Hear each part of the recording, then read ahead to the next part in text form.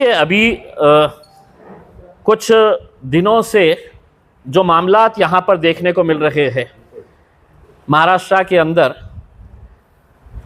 पहले वो बदमाश किस्म का जो महाराज, उसने जिस तरीके के शब्दों का इस्तेमाल किया इस्लाम मज़हब के बारे में और मुसलमानों के लिए अपनी जान से ज़्यादा जो जिनसे मोहब्बत करते हैं नबी करीम सल्लल्लाहु अलैहि वसल्लम प्रॉफिट मोहम्मद के बारे में उन्होंने जो शब्दों का इस्तेमाल किया है, पूरे महाराष्ट्र नहीं पूरे देश भर में इसके लिए गुस्सा था। और उसी दिन देश के मुख्यमंत्री, महाराष्ट्र के मुख्यमंत्री उसी दिन आते हैं, उस गुंडे मवाली को बाजू में बिठाकर उसकी पीठ थपथपाते हैं और कहते हैं कि तेरे बाल को भी हम हाथ नहीं लगने देंगे।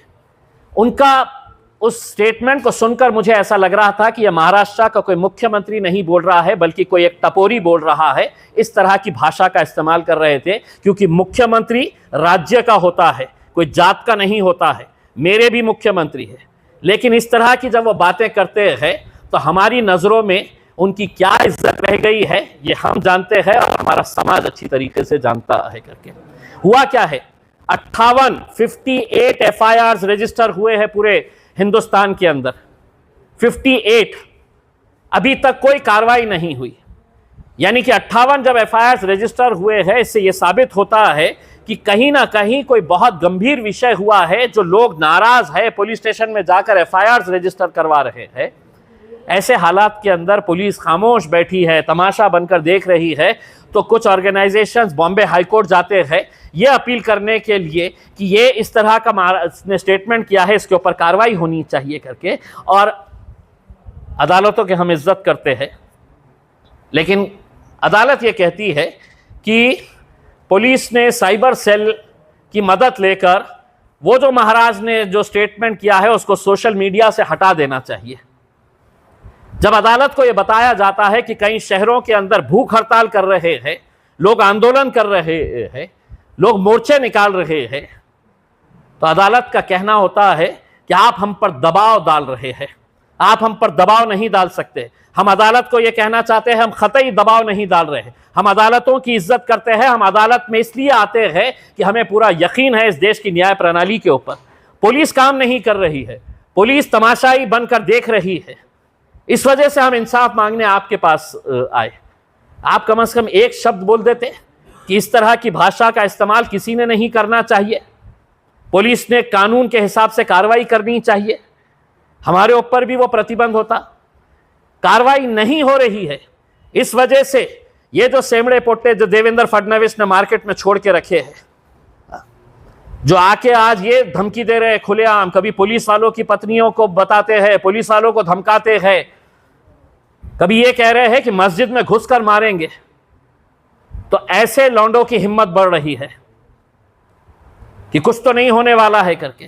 तो हमने तय किया है, अगर सरकार ये चाहती है कि ये राज्य कानून के हिसाब से चले तो हम उसका आदर करें, लेकिन हमको समझ में आ गया सरकार चाह रही है कि अब जो लड़ाई है वो रास्ते के ऊपर, तो महाराष्ट्र के मुख्यमंत्री एकनाथ शिंदे साहब, देवेंद्र फडणवीस साहब, अजीत पवार साहब, ये अच्छी तरह से आप कान खोल के सुन ले।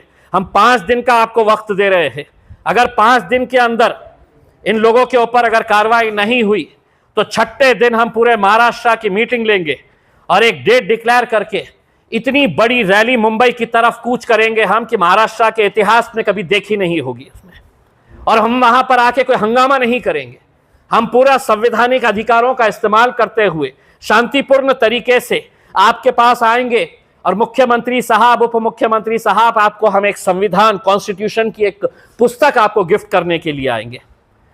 महाराष्ट्र के बड़े IPS ऑफिसर्स को फ्रेम करके वो जो इस वक्त IPS की शपथ ले रहे थे, उस शपथ की याद दिलाने के लिए वो शपथ हम फ्रेम करके IPS ऑफिसर्स को और महाराष्ट्र के वरिष्ठ पुलिस अधिकारियों को हम देंगे कि आप अपना कर्तव्य निभाइए। ये सरकारें आएगी, ये जाएगी, लेकिन कहीं ना कहीं आज इस राज्य के अंदर जो हालात पैदा हो रहे हैं इसके लिए कौन जिम्मेदार है? सिर्फ अपनी कुर्सी बचाने के लिए आप आम लोगों को लड़ाना चाहते हैं, आप दंगे भड़काना चाहते हैं, कोई कार्रवाई नहीं करेंगे। 58 FIRs होने के बाद मैं तो अपील करूंगा लोगों से, अब कहीं पर कुछ होता है तो कोई जरूरत नहीं एफआईआर करने की। महाराष्ट्र की सरकार ने हमको संकेत दे दिया है कि तुम्हारी एफआईआर सिर्फ हम कागज काला करने के लिए करेंगे, लेकिन कार्रवाई नहीं करेंगे।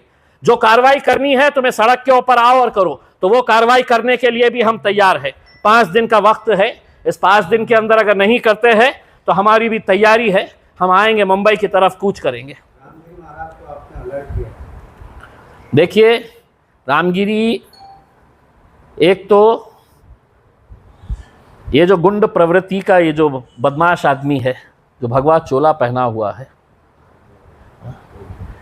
उसको हम ये बताना चाहते हैं कि तूने जब अपने प्रवचन के दौरान इस्लाम मज़हब और हमारे नबी की शान के अंदर गुस्ताखी की, तो हमें पूरा मालूम है कि तूने महाराष्ट्र हुकूमत में आला दर्जे के ऊपर बैठे हुए वो अधिकारियों के बोलने के ऊपर, वो नेताओं के बोलने के ऊपर तूने ये किया।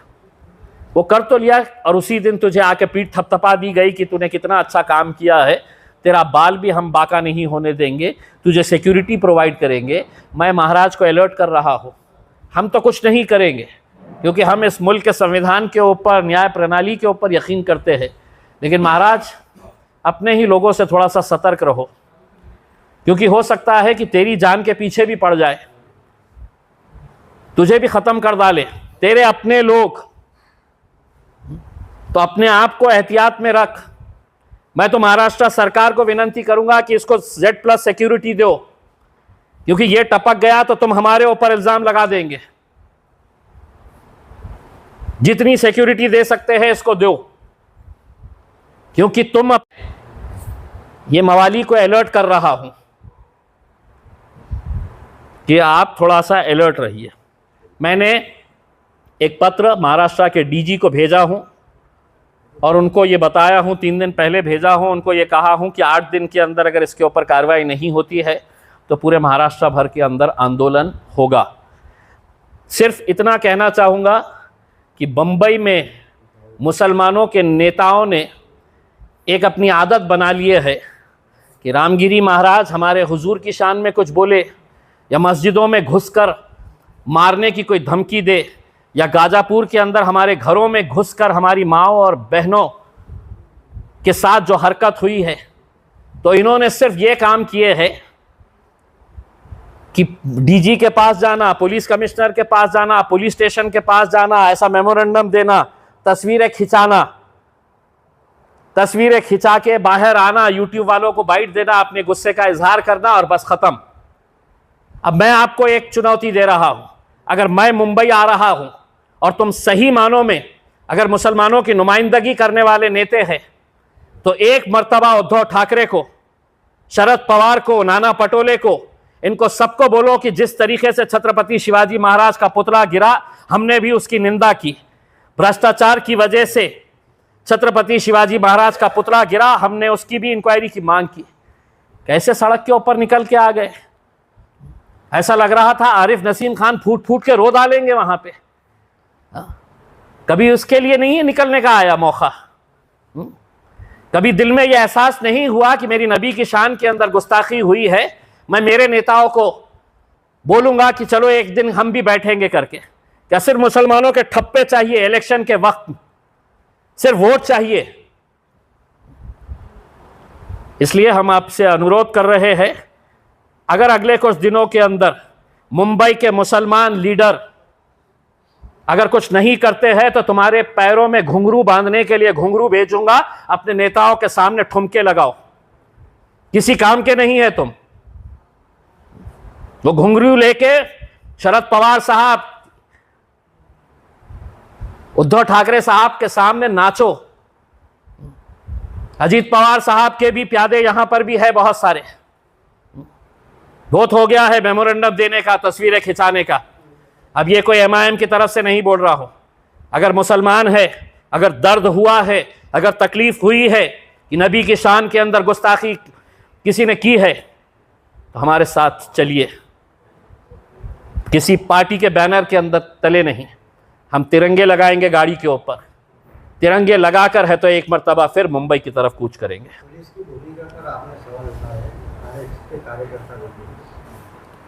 देखिए, पुलिस जिस तरीके से पिछले कुछ टाइम से कार्रवाई नहीं कर रही है, खामोश देखने का काम कर रही है, तो अब ऐसा लगने लगा है कि ये वर्दी के अंदर भाजपा के, शिवसेना के, आरएसएस के कार्यकर्ताओं ने वर्दी पहन के रखी हुई है। वरना क्या वजह है कि कोई एक आईपीएस ऑफिसर खड़े रहकर कोई कार्रवाई करने के लिए आगे नहीं आ रहा है? सिर्फ इसी बात का डर है ना कि गढ़चिरौली भेज डालेंगे देवेंद्र साहब, पे पोस्टिंग खराब दे डालेंगे। इसी की वजह से वर्दी को दाग लगने दे रहे हैं। एक मर्तबा जो सही है वो सही के हिसाब से आप कार्रवाई करिए, यही उम्मीद करते हैं महाराष्ट्र पुलिस से।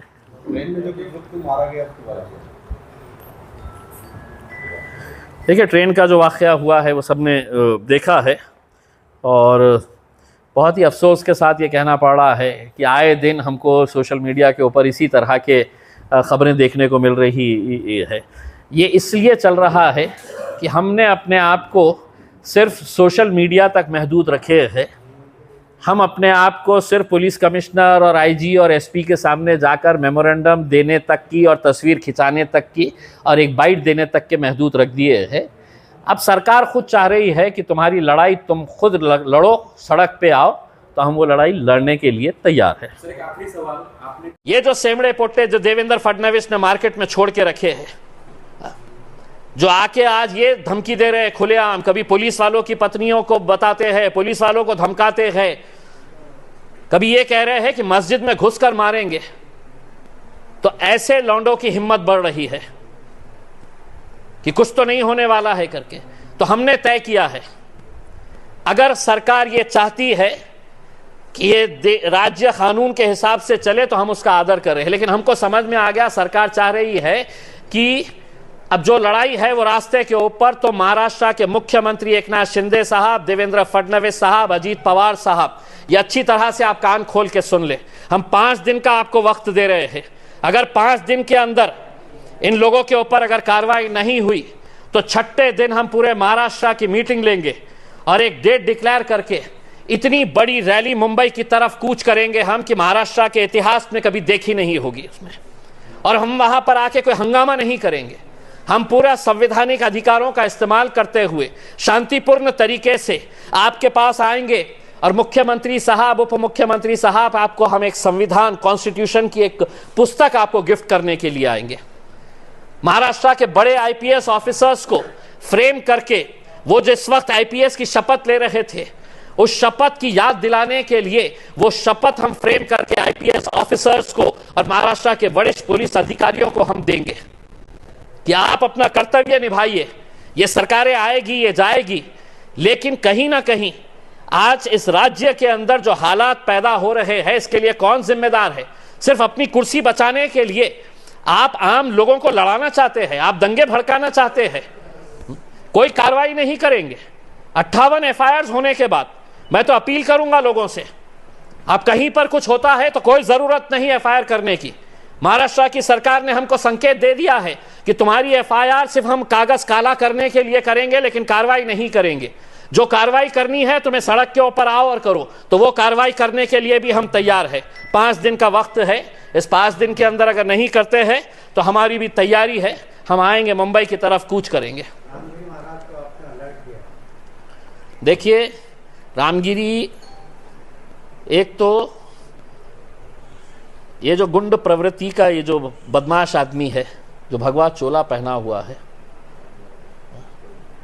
उसको हम ये बताना चाहते हैं कि तूने जब अपने प्रवचन के दौरान इस्लाम मजहब और हमारे नबी की शान के अंदर गुस्ताखी की, तो हमें पूरा मालूम है कि तूने महाराष्ट्र हुकूमत में आला दर्जे के ऊपर बैठे हुए वो अधिकारियों के बोलने के ऊपर, वो नेताओं के बोलने के ऊपर तूने ये किया।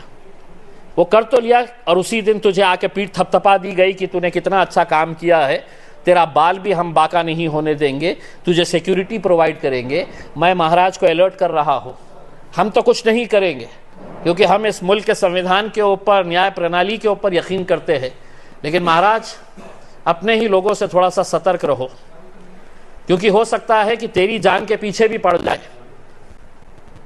तुझे भी खत्म कर डाले तेरे अपने लोग।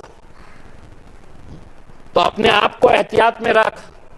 मैं तो महाराष्ट्र सरकार को विनती करूंगा कि इसको Z+ सिक्योरिटी दो, क्योंकि ये टपक गया तो तुम हमारे ऊपर इल्जाम लगा देंगे। जितनी सिक्योरिटी दे सकते हैं इसको दो, क्योंकि तुम अपनी कुर्सी बचाने के लिए किसी भी घटिया हरकत को अपना सकते हैं, यह तुमने साबित कर दिया है। इसलिए मैं ये मवाली को अलर्ट कर रहा हूं कि आप थोड़ा सा अलर्ट रहिए। मैंने एक पत्र महाराष्ट्र के DG को भेजा हूं और उनको ये बताया हूं, 3 दिन पहले भेजा हूं, उनको ये कहा हूं कि 8 दिन के अंदर अगर इसके ऊपर कार्रवाई नहीं होती है तो पूरे महाराष्ट्र भर के अंदर आंदोलन होगा। सिर्फ इतना कहना चाहूँगा कि बंबई में मुसलमानों के नेताओं ने एक अपनी आदत बना लिए है कि रामगिरी महाराज हमारे हुजूर की शान में कुछ बोले, या मस्जिदों में घुसकर मारने की कोई धमकी दे, या गाजापुर के अंदर हमारे घरों में घुसकर हमारी माँओं और बहनों के साथ जो हरकत हुई है, तो इन्होंने सिर्फ ये काम किए हैं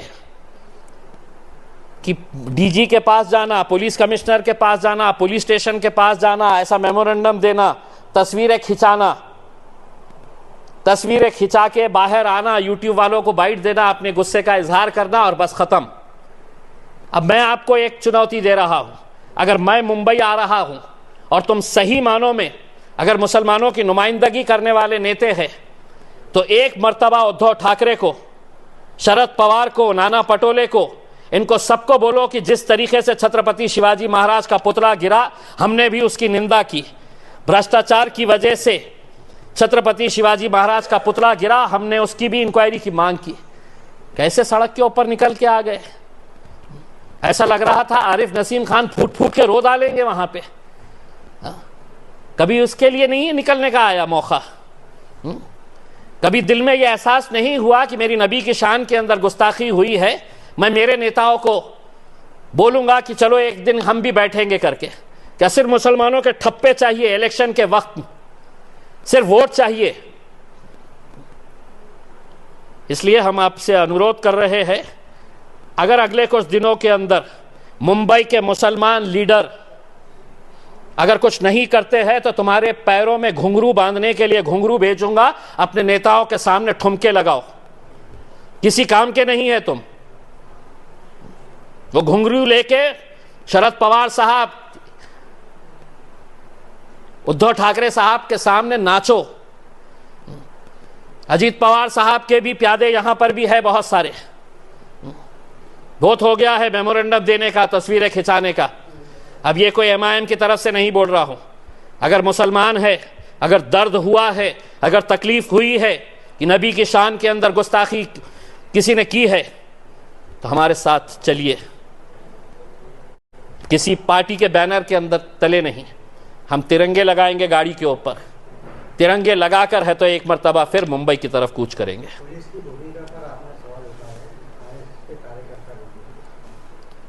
देखिए, पुलिस जिस तरीके से पिछले कुछ टाइम से कार्रवाई नहीं कर रही है, खामोश देखने का काम कर रही है, तो अब ऐसा लगने लगा है कि ये वर्दी के अंदर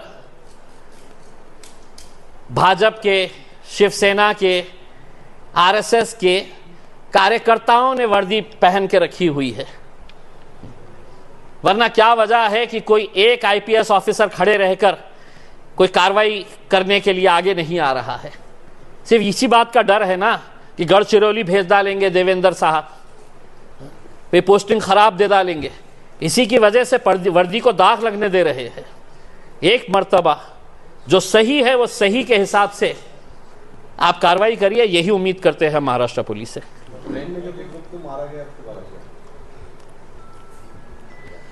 देखिए, ट्रेन का जो वाक़या हुआ है वो सबने देखा है और बहुत ही अफसोस के साथ ये कहना पड़ रहा है कि आए दिन हमको सोशल मीडिया के ऊपर इसी तरह के ख़बरें देखने को मिल रही है। ये इसलिए चल रहा है कि हमने अपने आप को सिर्फ सोशल मीडिया तक महदूद रखे हैं। हम अपने आप को सिर्फ पुलिस कमिश्नर और आईजी और एसपी के सामने जाकर मेमोरेंडम देने तक की और तस्वीर खिंचाने तक की और एक बाइट देने तक के महदूद रख दिए हैं। अब सरकार खुद चाह रही है कि तुम्हारी लड़ाई तुम खुद लड़ो, सड़क पे आओ, तो हम वो लड़ाई लड़ने के लिए तैयार है। सर, एक आखिरी सवाल, आपने कहा कि हम न्याय व्यवस्था और कोर्ट का आदर करते हैं, लेकिन उधर से भी हमको न्याय मिलने की गुंजाइश नहीं हो रही है प्रोसीडिंग की वजह से, तो आप एक बार उसका स्टैंड क्लियर कीजिए कि कोर्ट भी ऐसा क्यों शांत बैठा है? नहीं, हमें देखिए, हम कोर्ट का आदर करते हैं, मैंने पहले भी कहा है, लेकिन सवाल ये है कि जब ये मैटर कोर्ट के अंदर गया तो कोर्ट से हम ये उम्मीद कर रहे थे, हम कोर्ट में गए क्यों? अगर पुलिस कार्रवाई कर देती तो कोर्ट में जाने की ज़रूरत ही नहीं पड़ती थी। पुलिस खामोश बैठी है, सरकार जो बोलने वाले हैं उनकी पीठ थपथपा रही है, तो हम आखिर इंसाफ मांगे तो मांगे कहाँ से? तो हम हाई कोर्ट के अंदर गए और हाई कोर्ट कहता है कि पुलिस वालों को ठीक है, ये सोशल मीडिया के ऊपर से निकाल दो। हाई कोर्ट ने यह भी कहना चाहिए था कि अगर ऐसा इस तरह का कोई वक्तव्य किसी जाति, धर्म और मजहब के खिलाफ कोई बोल रहा है तो उसके ऊपर पुलिस ने सख्त कार्रवाई करनी चाहिए, कानून है। 58 एफआईआर रजिस्टर हो जाते हैं और कोई कार्रवाई नहीं, तो क्या हम खामोश सिर्फ आपके रजिस्टरों के अंदर है तो हम कागज को काला करने के लिए हम आके आपके पास एफआईआर दर्ज करा रहे हैं?